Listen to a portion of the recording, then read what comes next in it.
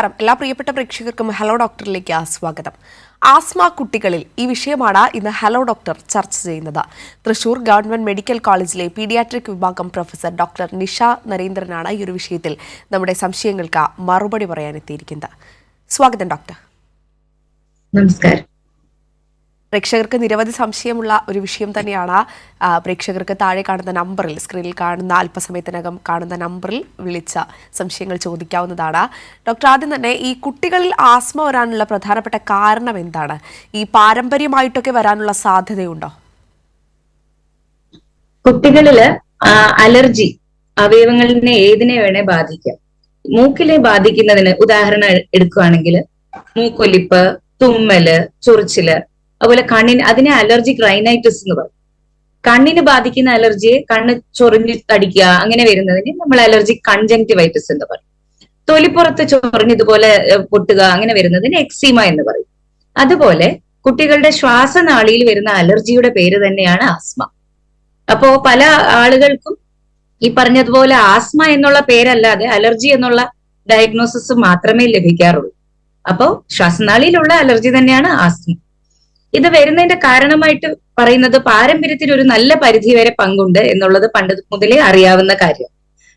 അതായത് കുട്ടിയുടെ അച്ഛനോ അമ്മയ്ക്കോ, പ്രധാനമായിട്ടും അമ്മയുടെ ഫാമിലിയിലെ അച്ഛനോ മുത്തശ്ശനോ മുത്തശ്ശിക്കോ, അല്ലെങ്കിൽ അച്ഛന്റെ ഫാമിലിയിലെ അപ്പൂപ്പനോ അമ്മൂമ്മയ്ക്കോ ഒക്കെ ഇതുപോലെ പല തരത്തിലുള്ള അലർജികൾ ഉണ്ടെങ്കിൽ കുട്ടിക്കും ആ ജീൻ അഥവാ ആ പാരമ്പര്യം കിട്ടിയിട്ടുണ്ടെങ്കിൽ കുട്ടിക്ക് ഇതുപോലെ രോഗലക്ഷണങ്ങൾ വരാം. അത് കൂടാതെ അന്തരീക്ഷത്തിലെ പല ഘടകങ്ങളും ആസ്മ ഉണ്ടാക്കുന്നതിന് കാരണമായിട്ട് പറഞ്ഞു വരുന്നുണ്ട്. അപ്പൊ ഈ പാരമ്പര്യമായിട്ടുള്ള ഘടകങ്ങളിൽ ഏറ്റവും പ്രധാനമായിട്ട് പറയുന്നത് പൊടിച്ചെള്ള് അഥവാ പ്രേരക ഘടകങ്ങൾ എന്ന് പറയും. അതായത് അവർക്ക് ആ ലക്ഷണങ്ങൾ ഉണ്ടാക്കാനുള്ള കാരണങ്ങളിൽ ഒരെണ്ണം ഏറ്റവും പ്രധാനപ്പെട്ടതായിട്ട് കണ്ടുവരുന്നത് പൊടിച്ചെള്ള് അഥവാ ഈ പഞ്ഞിമെത്ത, അങ്ങനെ പഞ്ഞി തലേണ, അവയിലാണ് അവർ ജീവിക്കുക. അപ്പൊ അതിന്റെ അടുത്തുള്ള കോണ്ടാക്ട് വരുമ്പോൾ കുട്ടികൾക്ക് രോഗലക്ഷണങ്ങൾ വരാം. അതുകൂടാതെ പൂപ്പല്, ഭിത്തിയിലുള്ള പൂപ്പല് കാരണം ഇതുപോലെ വരാം. പൂച്ചയെ വളർത്തുന്ന വീടുകളിൽ കുട്ടികൾക്ക് അതിന്റെ അടുത്ത് അതാണ് അതിന്റെ പ്രേരക ഘടകം എന്നുണ്ടെങ്കിൽ കുട്ടികൾക്ക് രോഗലക്ഷണങ്ങൾ കാണിക്കാം. അതുപോലെ പാറ്റ, വേസ്റ്റ് ഉള്ള സ്ഥലങ്ങളിലും ബാത്റൂമുകളിലും മറ്റുമാണ് പാറ്റയെ രാത്രിയിൽ മാത്രമാണ് കാണുക. ഇതൊക്കെയാണ് ജനിതകമായിട്ടുള്ള കാരണങ്ങൾ കാരണമുള്ള കുട്ടികളിൽ ഉളവാകുന്ന പ്രേരക ഘടകങ്ങളായിട്ട് അറിയപ്പെടുന്നത്, അലർജനുകൾ എന്ന് പറയും. അതുകൂടാതെ ചില ഇറിറ്റന്റുകളുണ്ട്, അന്തരീക്ഷത്തിലെ ഫാക്ടേഴ്സ് കാരണം ഇതുപോലെ ആസ്മ ഉളവാകാം എന്ന് പറഞ്ഞല്ലോ. അപ്പൊ അതില് അന്തരീക്ഷത്തിലുള്ള ഏറ്റവും പ്രധാനപ്പെട്ടത് ഒഴിവാക്കാൻ പറ്റുന്നത് പുകവലി മൂലമുള്ളതാണ്. ഇപ്പൊ കുട്ടിയുടെ വീട്ടില് അച്ഛനോ മുത്തശ്ശനോ ഒക്കെ പുകവലിക്കുന്നുണ്ടെങ്കിൽ അത് കാരണം തന്നെ കുട്ടിയുടെ മരുന്നിന്റെ ഡോസ് കുറയ്ക്കാൻ പറ്റാതെയോ മരുന്ന് നിർത്താൻ പറ്റാതെയോ വരും. അപ്പൊ അതും ഒരു പ്രേരക ഘടകം തന്നെയാണ്, അഥവാ ട്രിഗർ എന്ന് പറയും. അപ്പൊ അത് ഇറിറ്റന്റ് ട്രിഗർ ആണ്. അതായത് അലർജനുകളെ പെട്ടെന്ന് ഉള്ളിലേക്ക് കയറ്റി കൂടുതൽ രോഗലക്ഷണങ്ങൾ വരുത്താൻ ചാൻസ് ഉണ്ട് ഈ പറഞ്ഞ ഇറിറ്റന്റുകൾ അന്തരീക്ഷത്തിൽ ഉണ്ടെങ്കിൽ. അത് കൂടാതെ ഡീസൽ വണ്ടികൾ പുറന്തള്ളുന്ന പാർട്ടിക്കുലേറ്റ് മാറ്റർ അഥവാ കണികാ പദാർത്ഥങ്ങൾ 2.5 മൈക്രോണിൽ താഴെയുള്ള ചെറിയ കണികകൾ കാരണം വളരെയധികം ആസ്മ കൂടാൻ ചാൻസ് ഉണ്ട് എന്നാണ് കണ്ടുപിടിച്ചിരിക്കുന്നത്. അപ്പോ നമുക്ക് ഒഴിവാക്കാൻ പറ്റുന്നതാണ് ഡീസൽ വണ്ടികൾ. അപ്പോ ഈ പറഞ്ഞ കാരണങ്ങൾ, പാരമ്പര്യമായിട്ടുള്ള കാരണങ്ങൾ മൂലവും അന്തരീക്ഷത്തിലുള്ള ഘടകങ്ങൾ കാരണവും ആസ്മ ഉളവാകാം. ഡോക്ടർ, അതോടൊപ്പം തന്നെ ഈ കുട്ടികളിൽ ആസ്മയുണ്ടെങ്കിൽ അത് കാണിക്കുന്ന ലക്ഷണങ്ങൾ എന്തൊക്കെയാണ്? നമുക്ക് എങ്ങനെ ഇത് നേരത്തെ തിരിച്ചറിയാൻ സാധിക്കും? എന്തൊക്കെ സൂചനകൾ കണ്ടാലാണ് നമ്മൾ ശ്രദ്ധിക്കേണ്ടത്? അതെ, കുട്ടികളില് സാധാരണ നേരം വെളുക്കുന്ന സമയം, ഏകദേശം 4 മണി 5 മണി ഉണരുന്ന സമയത്ത്, അല്ലെ ഉണർന്ന് കഴിഞ്ഞിട്ട് കുറെ പ്രാവശ്യം കുട്ടികൾ ചിലപ്പം ശ്വാസം മുട്ടൽ പോലെ പറയാം, നെഞ്ചിൽ പിടുത്തം എന്ന് കംപ്ലൈന്റ് പറയും, ചിലപ്പോൾ നെഞ്ചിലൊരു വിസിലടിക്കുന്ന ഒച്ച തന്നെ അമ്മമാര് ശ്രദ്ധിക്കാറുണ്ട്. അത് കൂടാതെ ഒരു പ്രധാനപ്പെട്ട കംപ്ലൈന്റ് ആണ് ചുമ. ചിലപ്പോ ചുമ മാത്രമായിട്ടോ അല്ല ചുമയുടെ കൂടെ ഈ പറഞ്ഞ പോലെ ശ്വാസം മുട്ടൽ, ഈ പറഞ്ഞ കോമ്പിനേഷൻ പല പല രോഗലക്ഷണങ്ങളുടെ ഒന്നിച്ചും കുട്ടികളിൽ പ്രത്യക്ഷപ്പെടാറുണ്ട്. അപ്പൊ ചുമ മാത്രവും ഈ നേരങ്ങളിൽ വരുന്നതിന് നമ്മൾ വലിവ് അഥവാ സാധാരണക്കാരൻ പറയുന്നത് വലിവ് എന്നാണ്. അപ്പൊ ഈ വലിവ് അഥവാ ആസ്മയാണോ എന്നറിയുന്നത് ഈ ഉണ്ടാകുന്ന നേരം കൂടുതൽ ഇതായിരിക്കും.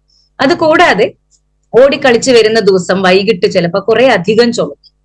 എന്നിട്ട് ആ ചുമ ചിലപ്പോ തന്നെ മരുന്ന് കൊടുക്കാതെ തന്നെ മാറി എന്നിരിക്കും. എന്നിരുന്നാലും അത് വലിവിന്റെ ഒരു ലക്ഷണമാണോ എന്ന് എപ്പോഴും കരുതേണ്ടത് തന്നെയാണ്. അപ്പൊ ഓടിക്കളിക്കുന്നത് അഥവാ വ്യായാമം മൂലം ആസ്മയുടെ ഒരു പ്രേരക ഘടകമായിട്ട് പ്രവർത്തിക്കാം. അതുകൂടാതെ ഈ പറഞ്ഞ പോലെ ഇൻഫെക്ഷൻസ് വരുമ്പോൾ കുട്ടികൾക്ക് കൂടുതൽ വരുന്നു, വലിവ് പോലെ ഈ പറഞ്ഞ ലക്ഷണങ്ങൾ ഏതെങ്കിലും വരുന്നുണ്ടെങ്കിൽ, അതുപോലെ കൂടുതൽ കരയുമ്പോൾ, കൂടുതൽ ചിരിച്ചു കഴിയുമ്പോൾ ഒക്കെ കുട്ടികൾക്ക് ചിലപ്പോൾ ഇതുപോലത്തെ ഇതേ ലക്ഷണങ്ങൾ, അതായത് ചുമ, ശ്വാസം മുട്ട്, നെഞ്ചിൽ പിടുത്തം അല്ലെ വിസിലടിക്കുന്ന ഒച്ച ഇത് കേൾക്കാം. ഇങ്ങനത്തെ കുട്ടികള് ചിലപ്പോൾ ആസ്മയുടെ ചുമ മാത്രമേ ഉള്ള കുട്ടികൾക്ക് ചിലപ്പോൾ ആസ്മയുടെ മെഡിസിൻ സിറപ്പായിട്ടോ നെബുലൈസേഷൻ ആയിട്ടോ കൊടുത്തു കഴിയുമ്പോൾ തൽക്കാലത്തേക്കാണേലും വളരെ നന്നായി ഒന്ന് കുറയും. പിന്നെ കുറച്ച് മണിക്കൂർ ആ മരുന്നിന്റെ ഇഫക്റ്റ് കഴിയുമ്പോൾ വീണ്ടും വരുന്നതായിട്ട് കാണും. കാരണം ആസ്മ അങ്ങനെയാണ്, ശ്വാസനാളി വീണ്ടും പഴയതുപോലെ മരുന്നിന്റെ ഇഫക്റ്റ് കഴിയുമ്പോൾ ചുരുങ്ങാം. അപ്പൊ ഈ കുട്ടികൾക്ക് ഈ പറഞ്ഞ മരുന്നിന്റെ അടുത്തുള്ള റെസ്പോൺസ് ഒരു തരത്തിൽ നമുക്ക് ആസ്മയാണോ എന്ന് ചിന്തിപ്പിക്കാവുന്ന ഒരു ഘടകം. ഡോക്ടർ, അതോടൊപ്പം തന്നെ ഈ കുട്ടികളിൽ ആസ്മ ചികിത്സ എങ്ങനെയാണ്? ഈ ചികിത്സാ രീതികൾ, മാർഗങ്ങൾ എന്തൊക്കെയാണ്? ഈ മുതിർന്ന ആളുകളിലുള്ള അതേ മാർഗങ്ങൾ തന്നെയാണോ കുട്ടികളുടെ ചികിത്സാ മാർഗങ്ങൾ?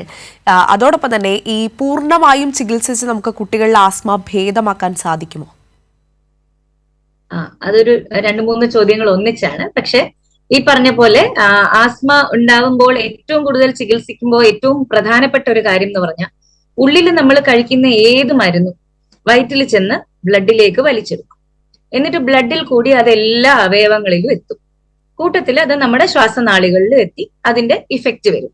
അപ്പൊ നാച്ചുറലി ആലോചിച്ച് നോക്കൂ, നമ്മുടെ ശ്വാസനാളിയിൽ കുറച്ച് മരുന്ന് വേണമെങ്കിൽ നമ്മൾ കുറച്ച് കൂടുതൽ കഴിച്ചാലേ അതിന്റെ ഒരു പങ്ക് ആയ ആവശ്യമുള്ള മരുന്ന് ശ്വാസനാളിയിൽ എത്തുകയുള്ളൂ. ഡോക്ടർ, ഞാൻ ഇടപെടുകയാണ്. ഒരു പ്രേക്ഷകൻ നമ്മോടൊപ്പം ചേരുന്നുണ്ട്, ഡോക്ടറോട് ചോദിക്കാം. ഓ, പറയൂ, ചോദിച്ചോളൂ. ഹലോ, പറഞ്ഞോളൂ, ഡോക്ടർക്ക് കേൾക്കാം. കേൾക്കാമോ? ഹലോ, കേൾക്കാമോ? കേൾക്കുന്നുണ്ട്, പറഞ്ഞോളൂ. നമുക്ക് കുട്ടികൾ രാത്രി കിടന്നു കഴിഞ്ഞ് രാവിലെ തണുപ്പ് കാണുന്ന ടൈമില് കുട്ടികൾക്ക് ശ്വാസം കിട്ടുന്ന ഒരു തിങ്ങൽ വരുന്നുണ്ട്. അത് ശ്വാസമുട്ടിന്റെ പോലെ എന്താണെന്നറിയാമോ? നേരം വെളുക്കുന്ന സമയത്ത് മാത്രമാണ് ആ ശ്വാസമുട്ട് പോലെ കാണുന്നതെങ്കിൽ തീർച്ചയായിട്ടും നിങ്ങളുടെ അടുത്തുള്ള ഒരു പീഡിയാട്രിക്കിനെ കൊണ്ട് കാണിക്കുക. അത് ആസ്മ ആയിക്കൂടായികയില്ല. ഇപ്പോ കാരണം എന്താ വെച്ചാൽ വളരെയധികം കുട്ടികളിൽ ഇപ്പൊ കൂടി വരുന്നുണ്ട്. അപ്പൊ അതാണോ എന്നുള്ളത് നോക്കണം. അത് കൂടാതെ ആസ്മ കേൾക്കുന്നുണ്ടോ? അപ്പോ കേൾക്കുന്നുണ്ട്. അപ്പോ ശ്രദ്ധിച്ചോളൂ. അതായത് ഈ കുട്ടികൾക്ക് ഈ പറഞ്ഞ ലക്ഷണം, നേരം വെളുക്കുമ്പോ മാത്രമുള്ള ചുമ, അല്ലെങ്കിൽ നെഞ്ചില് ശ്വാസം മുട്ട്, അല്ലെ വിസിലടിക്കുന്ന ഒച്ച, ഇതൊക്കെ ആസ്മയുടെ ലക്ഷണങ്ങളായിക്കൂടായികയില്ല. അപ്പൊ എത്രയും പെട്ടെന്ന് അടുത്തുള്ള ഒരു പീഡിയാട്രിഷനെ കാണിച്ച് അതിന്റെ ടെസ്റ്റ്, കുട്ടിക്ക് എത്ര വയസ്സായി എന്ന് പറഞ്ഞില്ല, 5 വയസ്സിന് മുകളിലുള്ള കുട്ടിയാണെങ്കിൽ നമുക്ക് ടെസ്റ്റ് ചെയ്ത് നോക്കാൻ പറ്റും. നോക്കിയിട്ട് ആസ്മ ഉണ്ടെങ്കിൽ അത് ചികിത്സിക്കാം. ആസ്മ പോലെയുള്ള ചില കണ്ടീഷനുകൾ കാരണവും ഈ പറഞ്ഞ ലക്ഷണങ്ങൾ ഉണ്ടാകാം. അപ്പൊ അതൊക്കെ ഉണ്ടോ എന്നുള്ളത് പരിശോധിച്ച് അതൊന്നുമല്ല എന്ന് ഉറപ്പ് വരുത്തി എത്രയും പെട്ടെന്ന് ഈ പറഞ്ഞ ലക്ഷണങ്ങൾ ഉള്ളതിനാൽ നേരത്തെ മരുന്ന് തുടങ്ങുന്നത് തന്നെയാണ് ഉചിതം. അത് തുടങ്ങുമ്പോൾ ഇൻഹേലർ ആണ് ഏറ്റവും നല്ല ചികിത്സ. അതിനെക്കുറിച്ചാണ് ഞാനിവിടെ സംസാരിച്ചുകൊണ്ടിരുന്നത്. ഇൻഹേലർ ഉപയോഗിക്കുമ്പോൾ ഉള്ള ഗുണം എന്താ വെച്ചാല്, നമ്മൾ ഡയറക്റ്റ് വേണ്ട മരുന്ന് ശ്വാസനാളിയിലേക്ക് കൊടുക്കുന്നത് കൊണ്ട് വളരെ കുറച്ചു മരുന്ന് മാത്രമേ കൊടുക്കേണ്ടി വരുള്ളൂ. കാരണം വേറെ അവയവങ്ങളിൽ പോവുകയോ ബ്ലഡിൽ കലരുകയോ ഒന്നുമില്ല. അതുകൊണ്ട് തന്നെ അതിന്റെ സൈഡ് എഫക്റ്റുകളും തീർച്ചയായിട്ടും വളരെ വളരെ ഇല്ല എന്ന് തന്നെ പറയാം. വേറെ ഏത് സിസ്റ്റത്തിലെ മരുന്നുകളാണെങ്കിലും, ഉള്ളിൽ കഴിക്കുന്ന മരുന്നുകൾ, ഏത് സിസ്റ്റം, മോഡേൺ മെഡിസിൻ ആയിക്കോട്ടെ, വേറെ ഏത് സിസ്റ്റത്തിലെ മെഡിസിൻ ആയിക്കോട്ടെ, ഉള്ളിൽ കഴിക്കുന്ന മരുന്നുകളെക്കാൾ വളരെ സേഫ് ആണ് ഇൻഹേലർ ചികിത്സ. അപ്പൊ ആസ്മ എന്നുള്ള ഡയഗ്നോസിസ് കിട്ടിയാൽ തീർച്ചയായും ഇൻഹേലർ ചികിത്സ ഡോക്ടർ പറഞ്ഞു തരുന്നത് പോലെ ഉപയോഗിക്കുക. ക്ലിയർ ആയി എന്ന് വിശ്വസിക്കുന്നു. ഡോക്ടർ, നമ്മൾ ആസ്മ കുട്ടികളിൽ ഉണ്ടാകുമ്പോൾ അതിന്റെ ചികിത്സാ മാർഗങ്ങളെ പറ്റിയാണ് സംസാരിച്ചു കൊണ്ടിരുന്നത്. ഡോക്ടർക്ക് തുടരാം. അപ്പോ അത് നേരത്തെ പറഞ്ഞതുപോലെ ഇൻഹേലർ ചികിത്സയാണ് ഇതിന്റെ ഏറ്റവും ഉത്തമമായ മാർഗം. കാരണം ഈ പറഞ്ഞതുപോലെ സൈഡ് ഇഫക്റ്റുകളുടെ വളരെ കുറവ് തന്നെയാണ്, എന്നാൽ ഇഫക്റ്റ് വളരെ നന്നായി ഉണ്ട് താൻ. അപ്പോ അതുകൊണ്ട് തന്നെ എല്ലാവരും, പല ആൾക്കാർക്കും ഈ പറഞ്ഞ ഇൻഹേലർ ചികിത്സയെ കുറിച്ച് വളരെയധികം ഭയമുണ്ട്. സൈഡ് ഇഫക്റ്റ് ഉണ്ടോ, ജീവിതകാലം മുഴുവൻ ഉപയോഗിക്കേണ്ടി വരുമോ എന്നൊക്കെ. നേരത്തെ ഒരു ചോദ്യം ചോദിച്ചിരുന്നു, ആസ്മ ചികിത്സിച്ചു മാറ്റാൻ പറ്റുമോ? ഞാൻ പോലെ പാരമ്പര്യ ഘടകങ്ങൾ കൊണ്ടാണ് കുട്ടിക്ക് ഉണ്ടാകുന്നതെങ്കിൽ തീർച്ചയായിട്ടും നമുക്ക് നമ്മുടെ പാരമ്പര്യം മാറ്റാൻ സാധിക്കില്ല. നമ്മുടെ കുടുംബത്തിലുള്ള ആൾക്കാരുടെ ജീൻ വഴി കിട്ടിയതാണ്. അപ്പൊ അത് മാറ്റാൻ സാധിക്കില്ല. പക്ഷെ നമുക്ക് ചെയ്യാൻ സാധിക്കുന്നത് ഈ പറഞ്ഞ പ്രേരക ഘടകം എന്താണെന്ന് കണ്ടുപിടിക്കാൻ പറ്റിയ ടെസ്റ്റ് ചെയ്ത് അത് കണ്ടുപിടിച്ച് അത് ഒഴിവാക്കിയാൽ ഒരു പരിധി വരെ ലക്ഷണങ്ങൾ വരുന്നത് തടയാൻ പറ്റും. വന്നാൽ ഈ പറഞ്ഞതുപോലെ ഇൻഹേലർ ചികിത്സ തന്നെയാണ് ഏറ്റവും പറ്റിയ മാർഗം. ഡോക്ടർ, അതായത് നേരത്തെ നമ്മൾ സംസാരിച്ചിരുന്നത് ഇൻഹേലറിന്റെ ഉപയോഗത്തെ പറ്റിയാണ്. അത് ചെറുപ്പത്തിൽ തന്നെ ഇൻഹേലർ ഉപയോഗിക്കുമ്പോൾ പിന്നീട് അത് ജീവിതകാലം മുഴുവൻ വേണ്ടി വരും എന്നൊരു തോന്നലിലേക്കൊക്കെ കുട്ടികളെ നയിക്കാനുള്ള സാധ്യതയൊക്കെ ഉണ്ട്. അപ്പോൾ അത് എങ്ങനെയാണ്, ശരിയായ രീതിയിലുള്ള ഉപയോഗം എങ്ങനെയാണ്?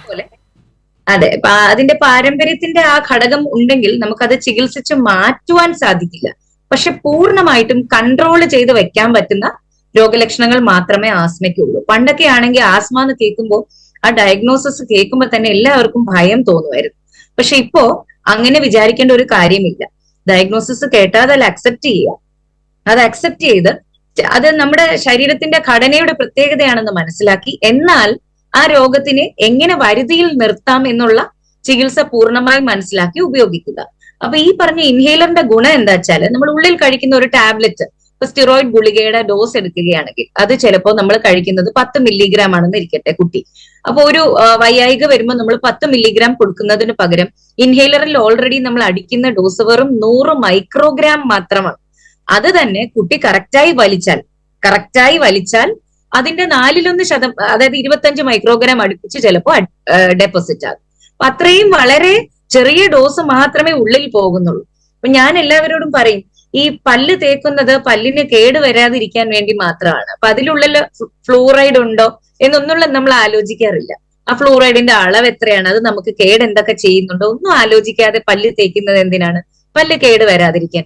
അപ്പൊ അതുപോലെ തന്നെയാണ് ശ്വാസനാളി അതിനേക്കാൾ പ്രധാനപ്പെട്ട ഒരു അവയവമാണ്. അപ്പൊ അതിന് കേട് വരാതിരിക്കാൻ നമ്മൾ ഇൻഹേലർ ആയിട്ട് ഇനിയിപ്പോ ജീവിതകാലം മുഴുവൻ ചെറിയൊരു ഡോസ് അടിച്ചാൽ പോലും ഡാമേജ് ഉണ്ടാവുന്നില്ല. കുഴപ്പം വരുന്നത് എപ്പോഴാണെന്ന് വെച്ചാൽ, ഇടയ്ക്കിടയ്ക്ക് ആസ്മ കാരണം ചുമ കൂടി അഡ്മിറ്റ് ആവുക, കൂടിയ മരുന്നുകൾ ഉപയോഗിക്കേണ്ടി വരിക, ഇഞ്ചക്ഷൻ ആയിട്ടോ മറ്റു രൂപത്തിലോ ഒക്കെ കഴിക്കേണ്ടി വരുന്നത്, ഓരോ പ്രാവശ്യം വരുന്നതും ശ്വാസനാളിക്ക് പെർമനന്റ് ആയിട്ടുള്ള ഡാമേജ് വരുത്തുകയാണ് ചെയ്യുന്നത്.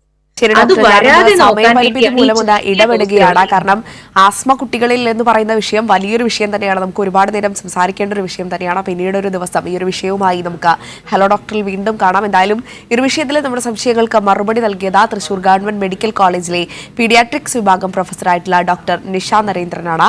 വളരെയധികം നന്ദി ഡോക്ടർ. നന്ദി. ഹലോ ഡോക്ടർ പൂർണ്ണമാകുന്നു. നമസ്കാരം.